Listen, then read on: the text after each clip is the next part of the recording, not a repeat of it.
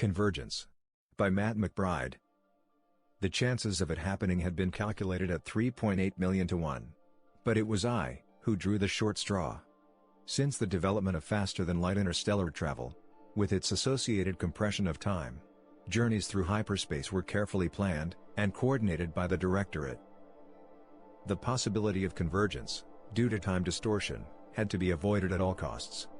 The outward and inward-bound transit of a starship was always routed via different waystations, to eliminate any possibility of an encounter with itself. But, as Murphy's Law states, even when the odds are negligible, anything that can go wrong, eventually will. A bug in the guidance system. Maybe just a single-digit error in the program, or a microscopic metallic particle causing a cross-connection, would be enough to skew the quantum navigation computer. Whatever the reason for the glitch, on our way back to Earth, we ran into our outbound selves. Psychologists had long debated what the implications would be if the crew of a starship accidentally confronted itself.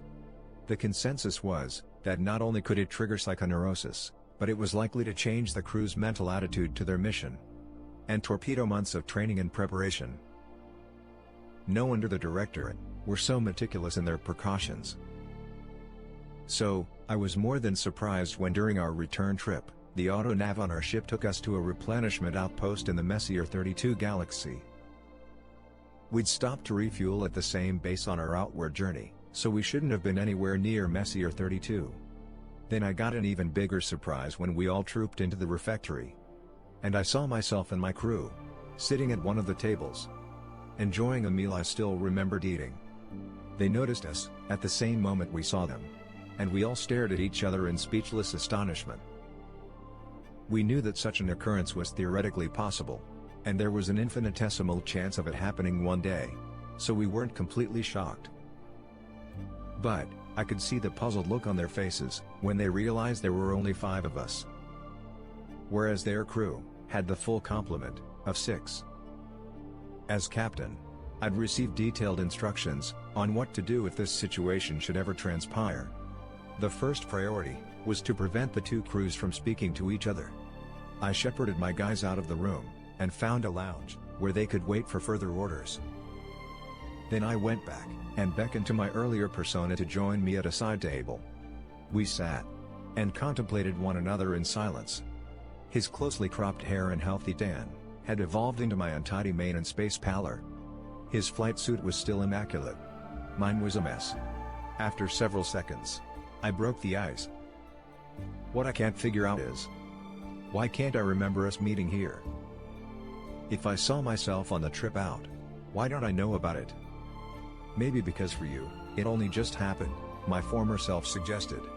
I don't know how this stuff works.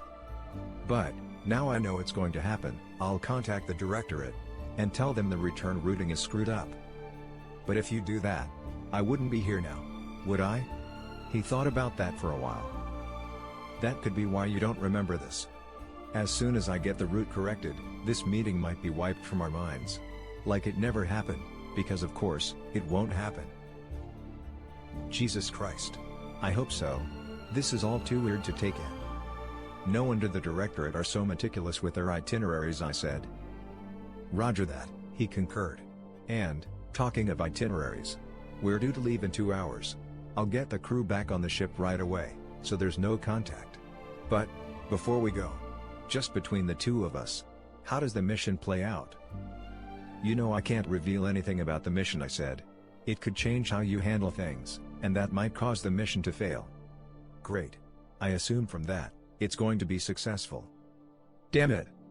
I nodded reluctantly, acknowledging my slip. We had a few problems, but nothing insurmountable. We all noticed Rachel wasn't with your crew. Where is she? He asked. I gazed at my hands, clasped together on the table, wondering how to break the news. I'm afraid Rachel doesn't make it. What? Rachel is going to be killed? You can't be serious. He kept his voice low, so the others couldn't overhear. But, he could tell by my expression, that I was indeed, deathly serious. Come on, tell me what happens, so I can prevent it. If I tell you, and you change the sequence of events, the outcomes will be different, and you may not achieve the required objectives. For a moment, I thought he was going to take a swing at me. But then he checked himself. To hell with the damned objectives. We're talking about Rachel's life. Isn't that more important than the lousy objectives? This is exactly why the directorate avoids the possibility of convergence. I pointed out logically. You know the mantra. Prior knowledge can influence outcomes. If the results are satisfactory, we can't risk doing anything differently. He tried again. Rachel is a beautiful young woman, with her whole life ahead of her, and we both know how we feel about her. He was divulging a personal secret that only the two of us knew to be true. That our feelings toward Rachel went far beyond the usual friendly relationship between captain and crew member. Despite the fact that liaisons between senior officers and junior ratings were against all the rules, long interstellar voyages brought out the basic needs and desires of everyone on board. I well remembered how, during the long journey, my infatuation with Rachel had grown into unbridled passion.